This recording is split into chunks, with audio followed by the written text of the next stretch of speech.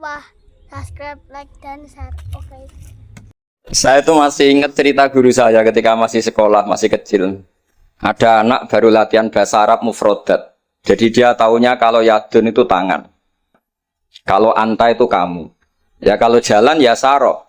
Kalau kepala ya roksun. Kalau saya ya ana. Ketika dia baru ahli mufrodat, di Arab kepalanya diusap-usap sama orang Arab. Kata si santri tadi, ya syekh, yadun anta, saro-saro.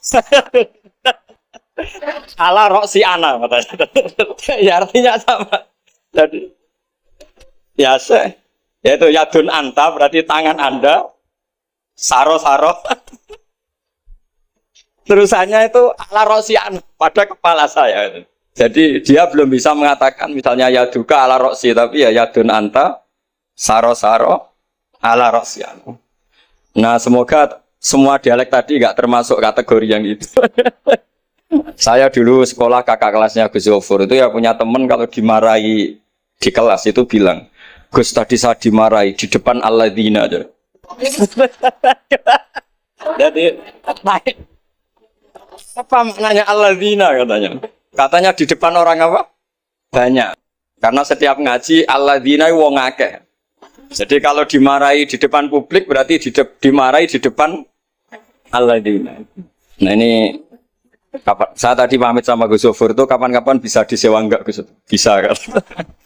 Ini menurut saya masalah yang lumayan serius. Saya pernah didolani lah sama Habib Soleh Alatas dari Tegal. Ternyata kru dari TV 7 atau kru dari Khazanah sering juga minta masukan dari beberapa narasumber untuk memberi penjelasan tentang tarikh sebenarnya, misalnya tentang Umar. Di sini biasanya khas ulama itu dilematis karena kalau ngasih biasanya pemeran perempuannya benar-benar perempuan.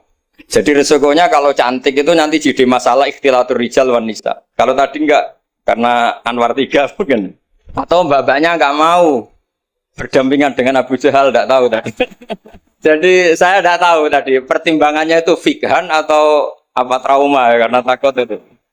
Para adik-adik santri yang saya cintai, saya bersyukur sekali karena saya biasanya nggak pernah mengacara mau itu hasanah, ini mutor ya, karena yang merintahkan guru kita yaitu Kiai Haji Agus Abdul Ghafur. Begini, saya punya usul pada anak-anak. Saya bagaimanapun sangat mencintai Pondok Al Anwar. Saya usul sama anak-anak, terutama yang putra ya, supaya tetap menghafal fikih. Jadi kalaupun ditakdir nggak bisa berbahasa Arab kayak tadi, kayak Abu Jahal dan siapa tadi, Sayyid Hamzah dan sebagainya, setidaknya menghafal ahkam fikih. Al-ahkam al-fiqhiyah.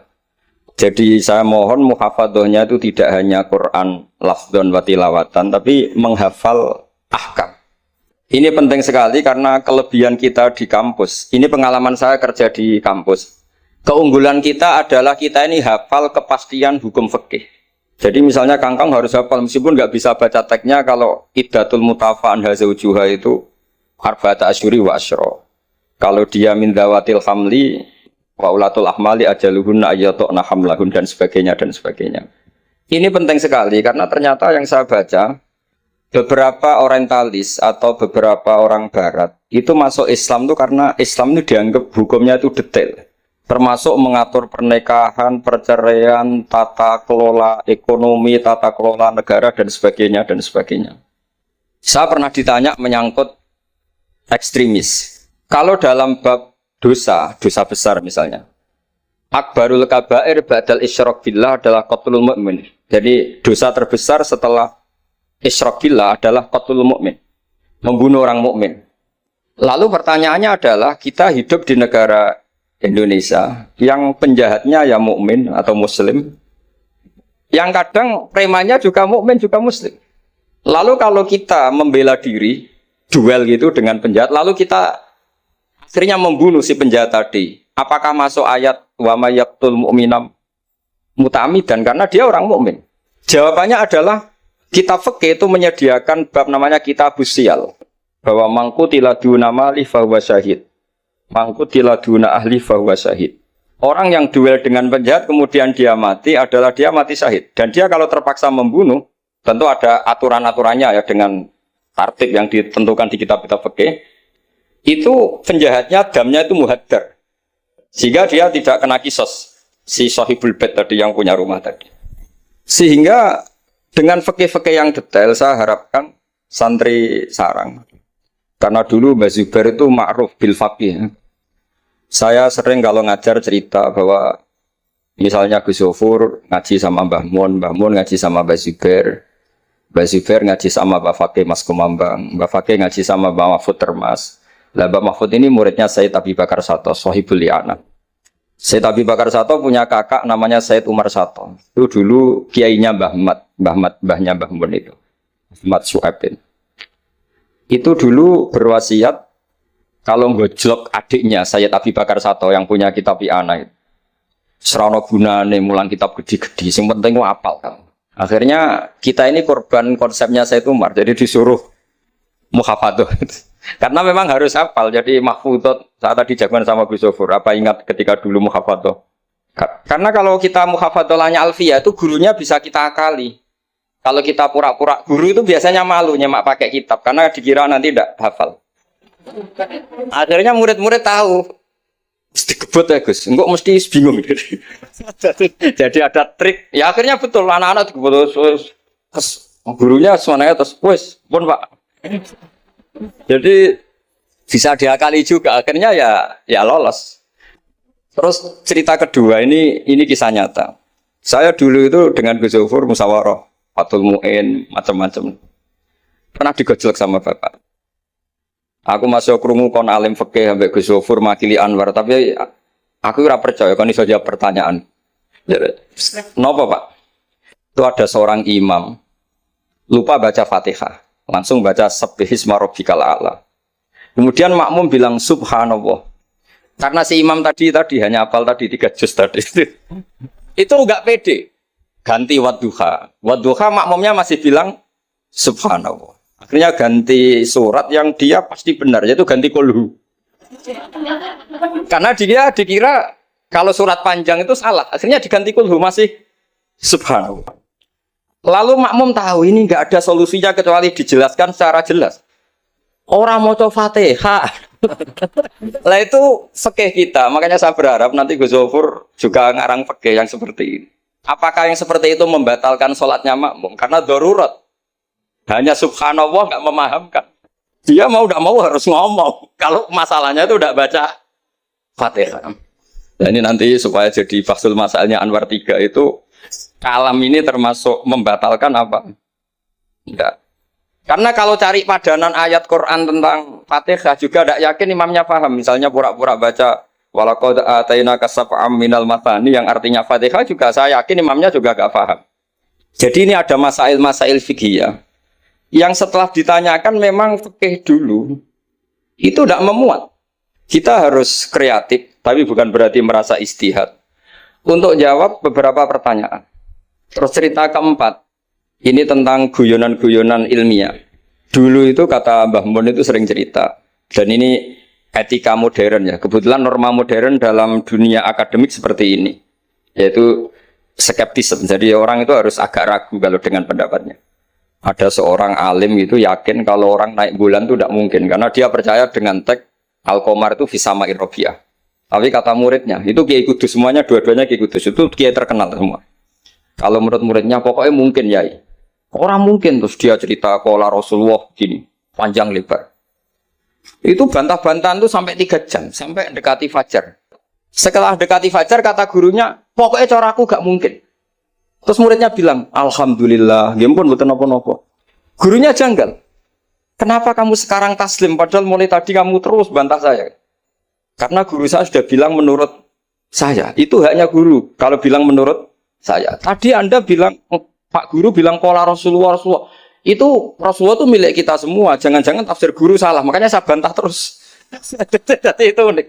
Tapi kalau sudah menurut saya, ya sudah itu menurut guru. Kalau tapi bilang kalau qala Rasulullah gini-gini, bisa saja guru salah dalam menafsirkan qala Rasul. Ini penting sekali dalam ulumul Quran. Saya yakin Gus Zofur lebih tahu. Misalnya begini. Saya sering kali digugat oleh para saintis, Pak Bahak, dalam proses embriologi itu tidak ada min alakir segumpal darah. Yang ada dalam embriologi itu, alak itu ya semacam zigot yang nempel di dinding rahim. Kemudian itu yang nanti jadi janin. Kalau segumpal darah ya orang keguguran katanya. Nah, terus saya tanya, apa ada di Quran itu segumpal darah? Kata dia ada min alakin. Saya bilang, saya ini hafal Quran, tidak ada kata segumpal darah. Kalau min alakin ada kata saya gitu. Terus, tapi kata kiai-kiai itu begitu apa? Ya tapi tetap Qurannya itu min alakin, bukan segumpal darah. Yang ada segumpal darah itu terjemahannya, bukan Qurannya kata saya gitu. Ini penting saya utarakan. Nanti kalau terbukti secara sains bahwa nggak ada proses embriologi itu segumpal darah, itu yang salah bukan Qurannya, tapi kita yang mengartikan bahwa alagen itu segumpal darah.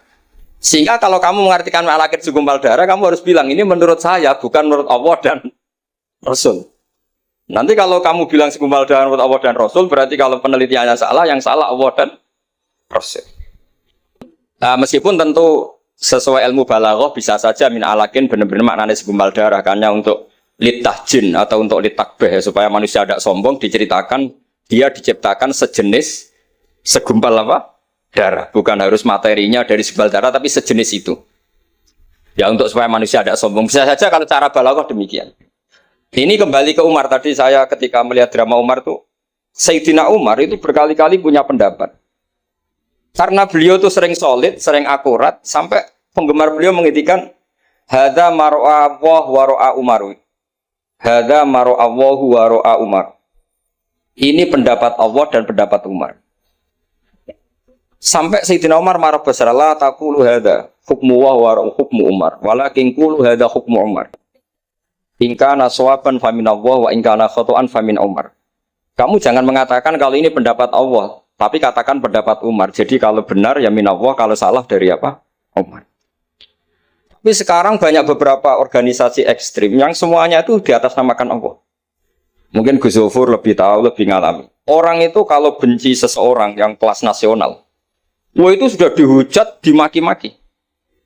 Kita yang menemani mereka itu juga dihujat. Wong fasik, wong keliru kok dikancani. Karena pikiran fikihnya adalah kita harus tafrik bainal haqqi wa bainal batil. Harus jelas ada demarkasi mana hak, mana apa?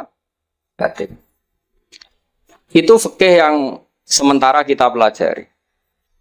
Sehingga mungkin orang enggak apa ya istilahnya akan menyalahkan lah saat kita bertemanan dengan orang yang macam-macam di Jakarta, apalagi orang liberal macam-macam. Tapi kalau sampean ngaji lagi di atas itu, misalnya belajar ilmu tasawuf, kita diajar ya kan, kalau kamu berteman sama orang dolim, ma tadri madza yuhtamu bih. Orang dolim itu kamu pun tidak tahu madza yuhtamu bih. Jangan-jangan dia yuhtamu bi husnil khotimah. Kamu juga nggak pernah tahu madza tuhtam. Apa kamu nanti tuhtam bi husnil khotimah apa suil khotimah. Sehingga orang-orang tasawuf itu melihat orang dolim ya tetap hormat. Karena tidak tahu nanti akibatnya jangan-jangan dia husnul khotimah, kita yang suul khotimah. Ini penting bagi anak-anak Anwar 3, murid-murid Gus Zofur, sehingga orang-orang alim itu harus kamu beri ruang, meskipun secara zahir berteman orang-orang yang macam-macam. Karena itu ada ilmunya. Kita tidak ngambil sikap, itu ada ilmunya. Makanya di kitab Hidayatul Hidayah, beberapa kitab tasawuf diterangkan, kalau kamu melihat orang fasik, jangan-jangan yuhtamu bi husnil khotimah, kamu tidak. Kita ingat cerita Wahsy.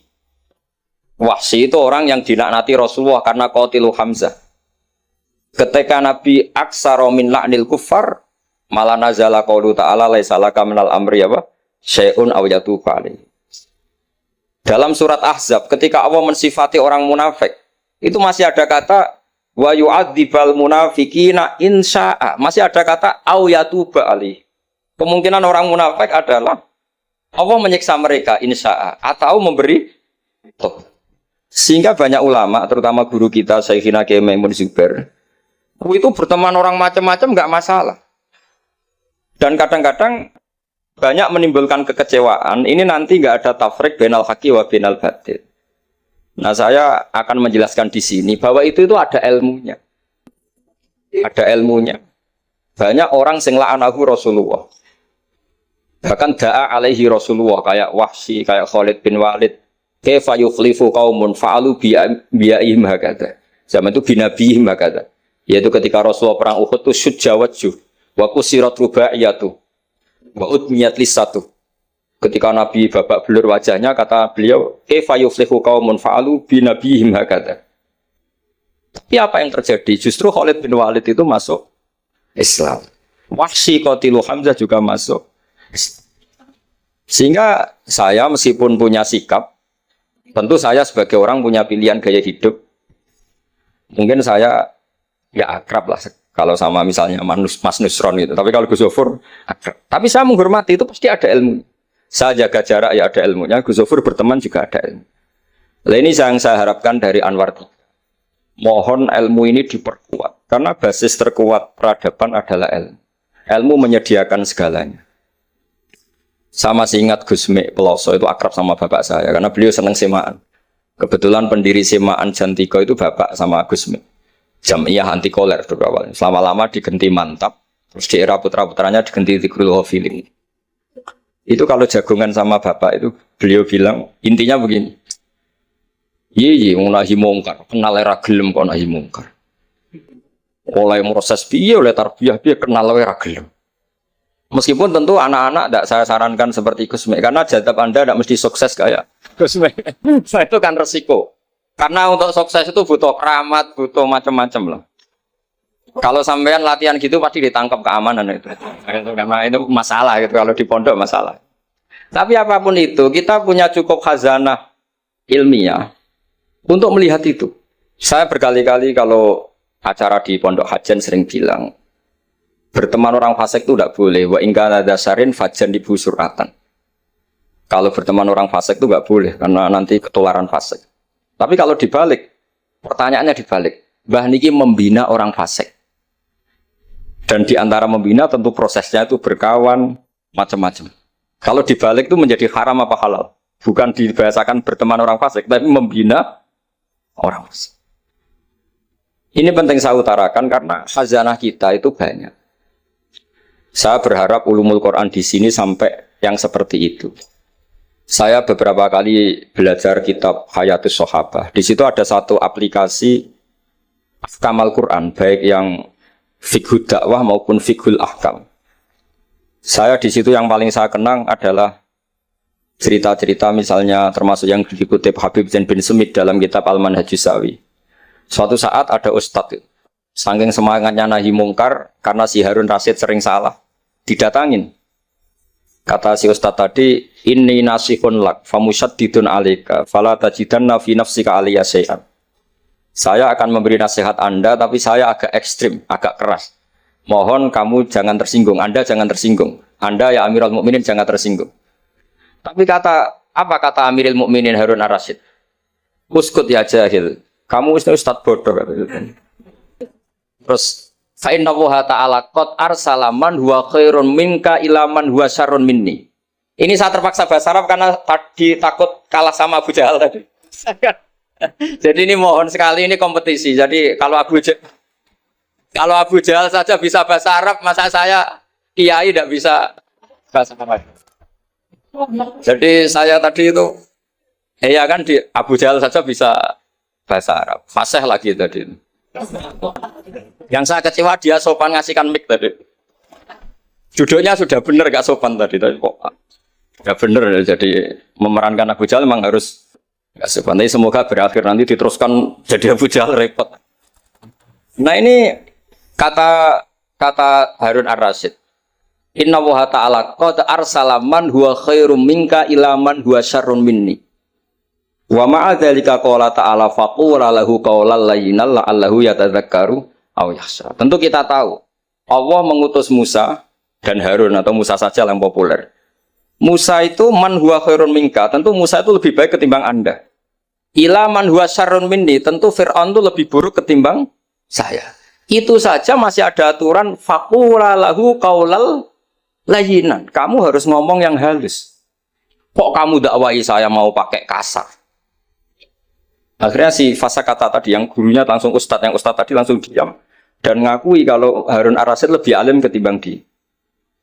Nah saya harapkan nanti ulumul Quran di setai 3 itu tidak sekedar mengenali mufradat, tapi mengenali makna terjemah, juga makna yang bisa disimpulkan dari ayat-ayat Qur'aniyah. Sehingga nanti keyakinan saya ya, apapun berubahnya zaman, nanti Quran itu tetap bisa dibaca kalau cara maknani seperti itu.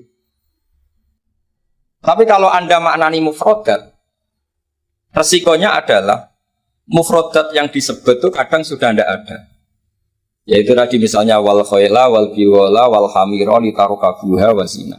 Tentu sekarang kita naik Innova, kita naik mobil, bukan naik khayl, bukan naik biwal. Tapi kalau dimaknani secara tadi, pokoknya ada markup, ada tunggangan yang kita naiki, ada tunggangan. Dan kalau kita dapat nikmat tunggangan itu, kemudian kita syukur, litaslawu ala duhuri, ya yang penting sumatat guru ni'mat rabbikum. Ini penting saya aturkan karena saya berkali-kali berdebat juga. Kalau di kota itu kan ada dialog. Bahkan ini mungkin Gus Zofur lebih tahu ya. Saya pernah di UI itu pernah disurati sama Majelis Mujahidin Indonesia. Di situ diterangkan kalau sekian terjemahan Kemenak itu salah sekian, miliknya UI salah sekian. Di antara yang diundang itu saya dianggap makili UI. Tapi apa yang terjadi? Mereka itu karena maknani itu pakai mufrodat, tidak mau pakai ilmu balaghah, tidak mau pakai analisis-analisis yang harusnya terjadi dalam ulumul Quran. Saya punya contoh demikian. Saya sering belajar kitab namanya Kitab Ar-Risalah, karangannya Imam Syafi'i ketika sering surat-suratan sama Abdurrahman bin Mahdi. Kata Imam Syafi'i, Quran itu lisanul Arabi, dan lisanul Arabi itu awsa'ul lisanan, lisan yang paling luas. Sehingga ketika beliau ditanya, kenapa Anda mewajibkan tolabul ma', mencari air, ketika orang harus tayamum di perjalanan? Terus Imam Syafi'i menjawab, falam tajidu ma'an, kemudian kalian tidak menemukan air, itu baru fatayammamu sa'idan thayyiban. Beliau dengan enteng mengatakan, la yuqalu liman lam yatlub lam yajid. Orang yang belum pernah mencari tentu tidak bisa dikatakan tidak menemukan, tapi tidak tahu namanya. Jadi kalau dikatakan tidak menemukan, pasti pada sabkit tolab setelah mencari. Kalau belum mencari kok mestinya tidak tahu, bukan bisa dibahasakan tidak menemukan. Nah, saya berharap anak-anak ini karena ditunggui Mbah Mun yang ma'ruf dengan tafsirnya Gus Zofur. Karena Mbah Mun itu murid Said Alawi. Said Alawi punya karangan Takirat Faidul Khobir yang di karang Said Alawi dengan Habib Abdurrahman Al-Musawa kalau nggak salah. Yang nyarain agamanya Sezam Zami. Dulu saya belajar itu juga sama Gus Zofur karena dulu yang ngajar Mbah Mun sendiri. Saya juga sering menerima keluhannya Gus Zofur di Jakarta, di mana-mana orang analisis Quran itu tidak pakai ilmu balaghah. Ini repot sekali. Karena kalau kita tidak pakai balaghah, maka al-adat yufidul hasra. Kalau dalam kaidah usul fikih, al-adat la yufidul hasra. Ketika Allah pakai kata hitungan itu belum pasti hasr.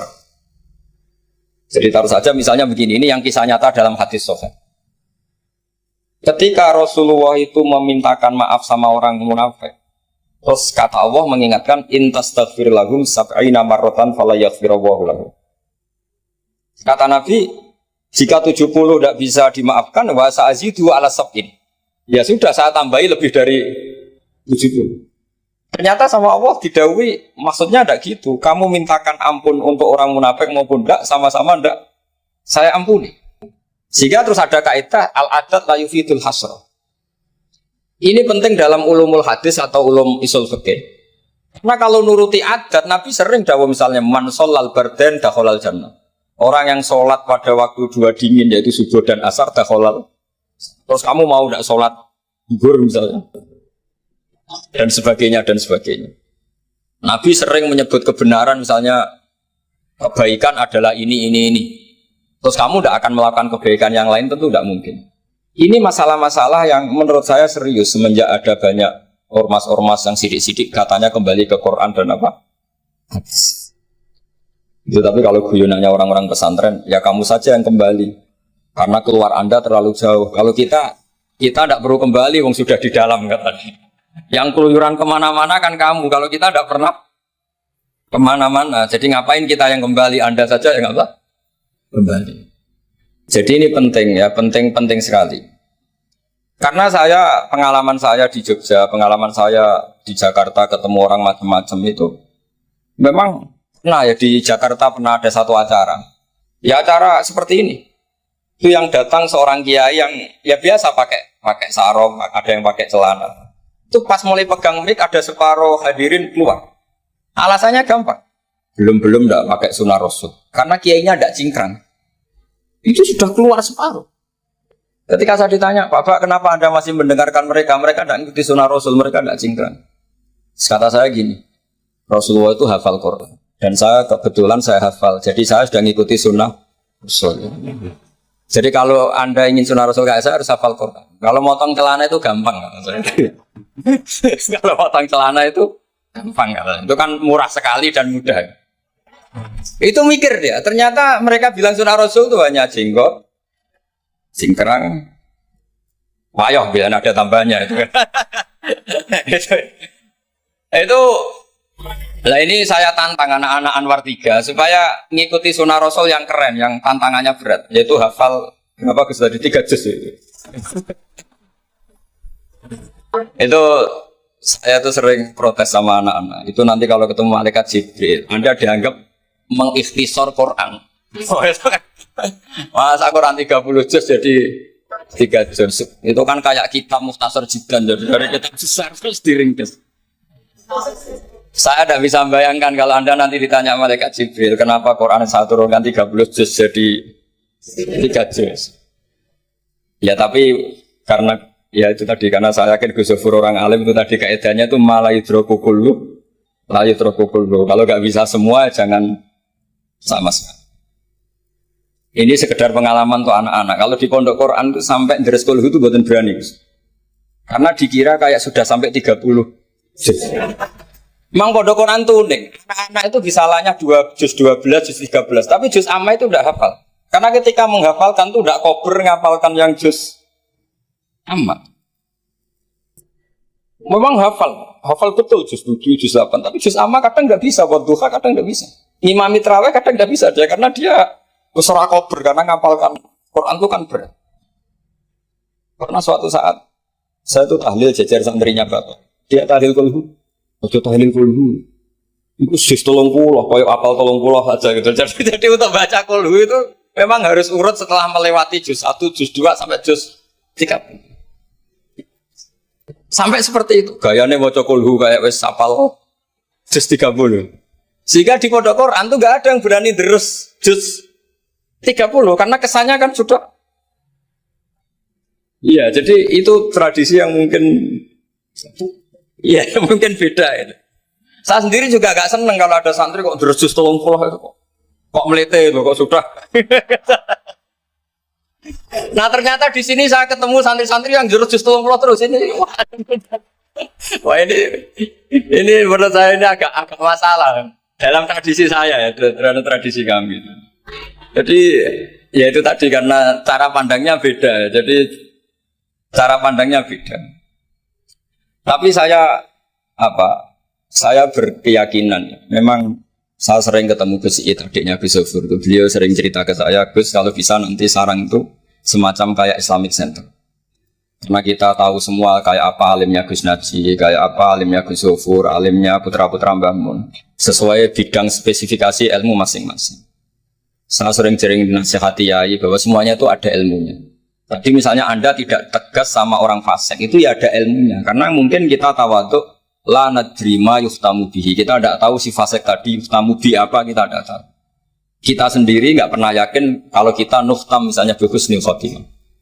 Saya kalau di Jogja ketemu orang liberal, ketemu orang macam-macam, saya pakai ilmu itu. Tapi kalau saya ngaji di pesantren pakai ilmu at-tafriq bainal haqqi wa bainal batil. Kalau santri baik ya tak puji, kalau yang enggak baik ya. Tapi yang jelas enggak tak saboyong. Karena pondok saya bilang enggak punya adat boyong. Kata Bapak, kena keramat, santri sing beling dilalap boyong, tapi jogeman boyong gitu. Jadi berarti karena kalau musuhnya boyong berarti tidak keramat karena pakai kriteria fikih tadi, pakai. Ini penting saya aturkan karena jangan sampai khazanah, kearifan wali songo yang kancanan orang macam-macam. Ada 7 hari ya diterima, 40 hari ya diterima. Zaman itu ya nggak diterima sebagai khurafat bid'ah ya enggak. Sehingga menurut saya wali songo itu adalah panutan di mana itu semuanya diselesaikan bil ilmi. Bukan karena emosi si reaksi itu enggak, semuanya bil ilmi. Saya pernah baca kitab Al-Minanul Kubro. karangannya Imam Sa'roni. Beliau cerita, sebagian ilmu itu sudah keluar dari afdholiyah karena satu kondisi. Misalnya sebaiknya amal itu sirron. Tapi kenapa guru-guru kita Mbah Mun sendiri sering pengajian besar, Gus Sofur, banyak lah yang mau acara besar. Saya sampai sekarang nggak pernah punya acara besar. Wiling-wilingan saya yang pengagum sirron gitu. Tapi ternyata di kitab-kitab kita, kata Abdul Hasan Asadili mengatakan alinu bito atikum kama yatadzaharu ghairukum bil ma'asi. Maksiat di Jakarta di mana-mana begitu ekstrim, dangdut begitu terbuka, diiklankan besar-besaran. Tapi kalau pengajian nggak besar-besar, dulu itu pengajian itu nggak ada yang besar karena mahal. Dulu orang soleh itu ciri utamanya adalah khifatul ma'unah, biayanya sedikit. Sekarang karena mereka besar-besaran menyebarkan maksiat, kita akhirnya kata Abdul Hasan Asyadili, kamu kalau taat harus iklan, a'linu bi ta'atikum. Kalau taat harus dipertontonkan. Sehingga senang saya misalnya tadi dipertontonkan anak-anak ahli bahasa Arab sampai Abu Jahalnya saja bisa. Wah, itu kan satu prestasi yang luar biasa. Kalau Abu Jahalnya saja alim, apalagi yang tidak Abu Jahal. Apalagi Abu Jahalnya tadi sopan. Wah, itu bagus sekali itu. Itu pasti Abu Jahal kecewa itu diperankan orang yang sopan. Itu udah gue banget katanya. Itu pasti kecewa. Abu Jahal itu pasti kecewa. Jadi ini penting ya, karena kita punya guru yang al-mutabakhir seperti Mbah Mun, seperti Gus Sofur. Jadi kita harus baca kitab itu banyak. Oke, ada haram yang kita tegas, ada halal yang kita tegas. Misal al-halalu bayyinun wal haramu bayyinun. Tapi selalu ada masalah yang wa bainahuma umurun mustabihatun. Ada sesuatu yang memang dari awalnya nggak jelas. Kalau sesuatu itu nggak jelas, kita harus bersikap nggak jelas. Jangan sesuatunya nggak jelas, kita sikapnya jelas. Ini penting kolaborakan karena sekarang tuh orang banyak yang ekstrim dengan dalih ilmu. Kadang dengan dalih qala Allahu ta'ala, qala Rasul. Itu pesannya Sayyidina Umar. Kalau bisa jangan, karena makna yang tasreh, makna yang eksplisit, makna yang sorry seperti itu, jangan-jangan subjektivitas Anda. Seperti tadi si Ustadz tadi, ketika dia tegas, dia seakan-akan bawa mandat Tuhan, kalau saya harus ulil haqqa walau kana murron, misalnya seperti itu. Tapi setelah diingatkan Harun ar-Rasyid, bahwa Musa yang termasuk Abdul Khalqi tentu, termasuk orang-orang pilihan, ternyata masih disuruh sopan hanya kepada siapa? Fir'aun, yang jelas toh. Ini pelajaran bagi kita, makanya saya ketika datang di acara Mbak Najwa itu, mungkin yang saya agak beda, itu kalau Pak Quraisy Shihab kata Mbak Najwa itu kan kalau cerita nulis buku katanya kami, karena takut kalau bilang saya tidak mewakili guru-gurunya, tidak mewakili ulama-ulama dulu. Tapi kalau anak-anak Anwar 3, tidak harus seperti itu, boleh nggak apa-apa kata saya. Jagani nak salah itu, sing salah sampai antok. Itu kalau musonef ngarang kitab bilang kami, itu Gus Sofur ke bawah nanti.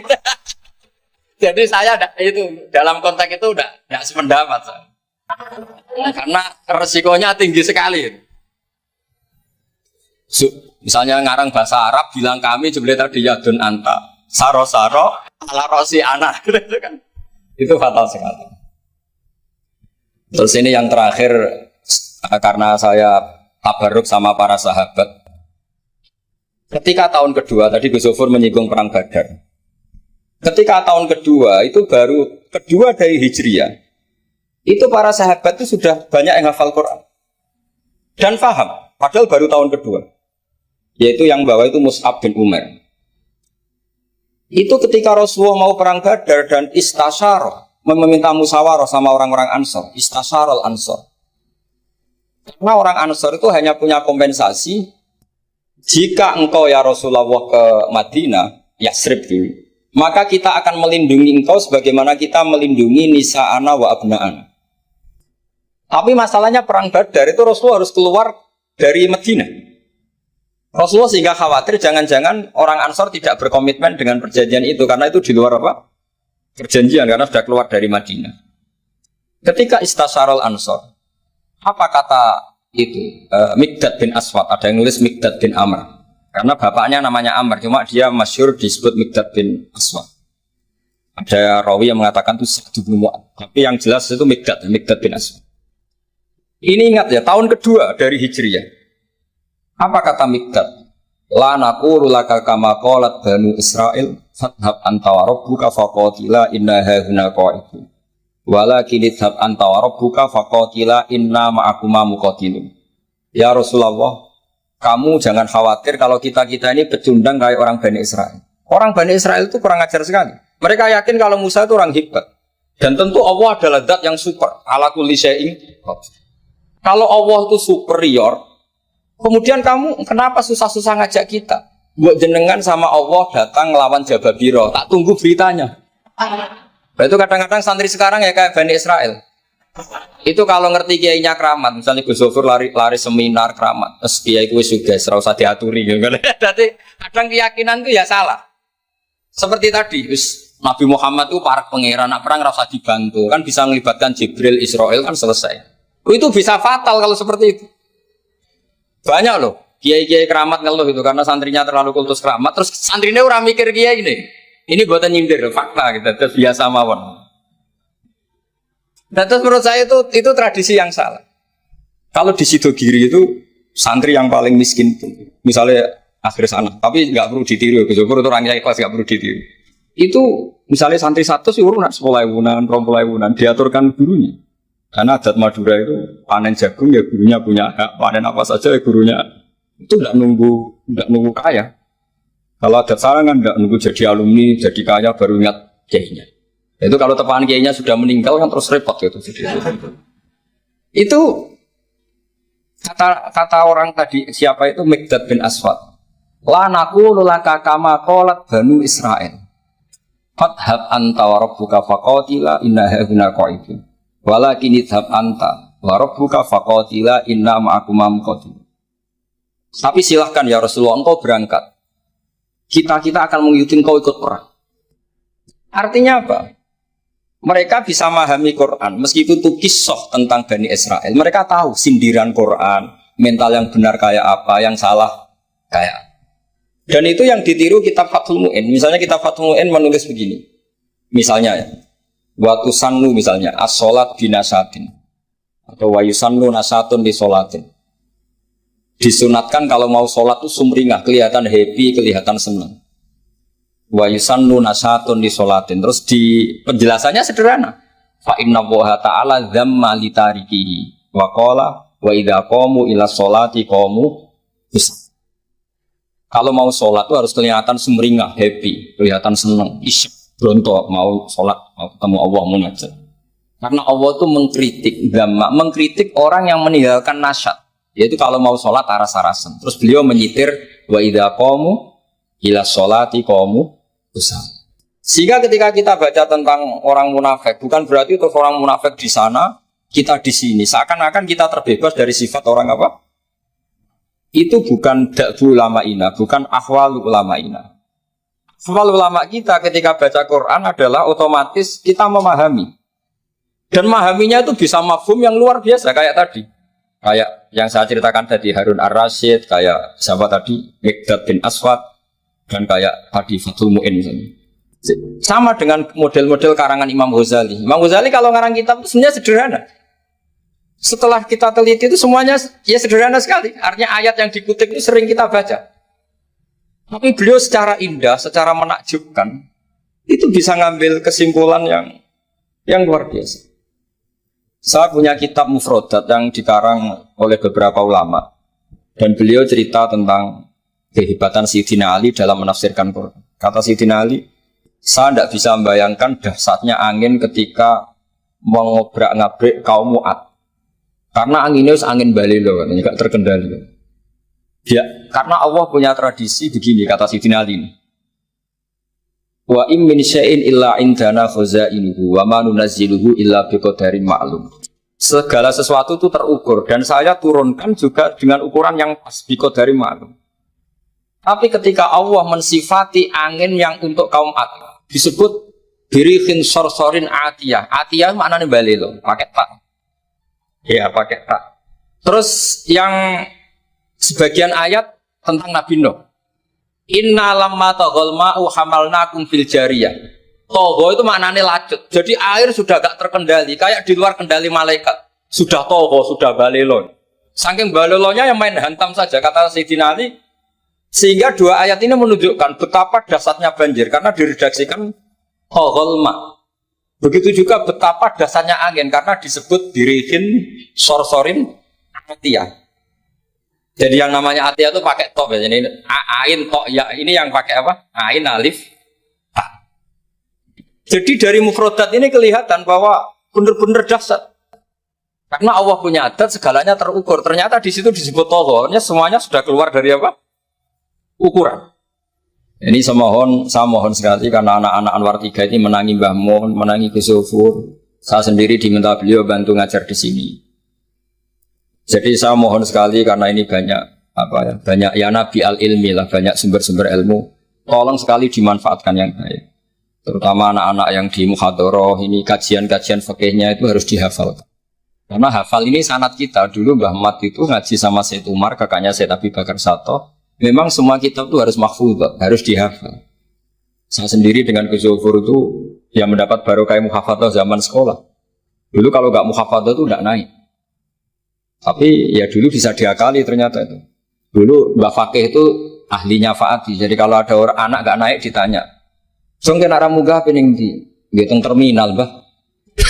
Waktu itu Mbak Fakih terus diunggahno. Kata beliau, nak nganti di terminal dadi wong nakal aku sing kedosan.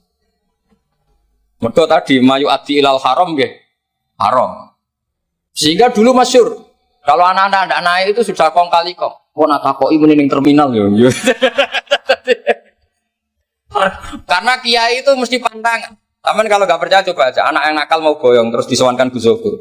Gus, nak jenengan boyong balik mereman malih. Mikir, mesti kiai itu mikir. Tapi jangan pakai loh. Ini kan cerita dulu.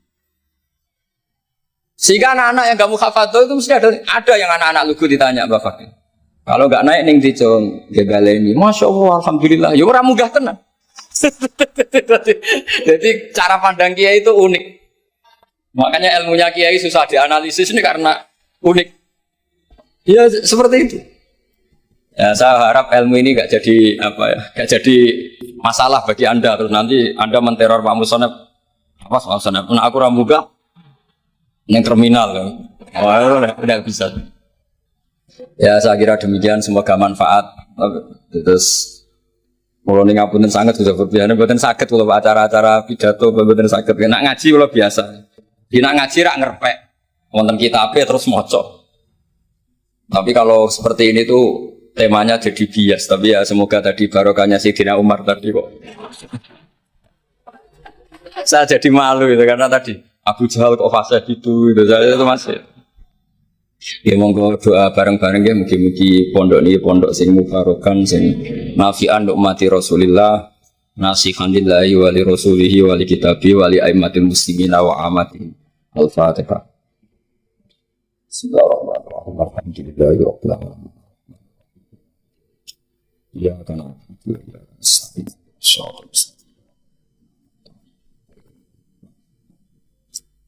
Bismillahirrahmanirrahim. Nafilatu ya ghafur ya syakur wa salli wa sallim ala nabiyyika Muhammad. Shalli ala khalilika Ibrahim alaika sufi kaisa masyhur. Wa salli ala anbiya'ika wa rasulika. Sallallahu ya. Ya Allah taruk ya fitnah. Wa taruk bil fitnah. Wa taruk bil fitnah. Allahumma sirf ala surat ma syi'ta kaifa syi'ta. Allahumma ya muhabbil al-afal fabil afal alayna ahsani wa ya musarrif al-qulub sarrif qulubana istana subhal arifin wa jal amalana khalisatan li wajhika ta'ala Allahumma 'allimna ma yanfa'una wa anfa'na bima 'allamtana wa kana atina fid dunya hasanatan sallallahu ala sayyidina sallallahu alaihi wasallam sirrin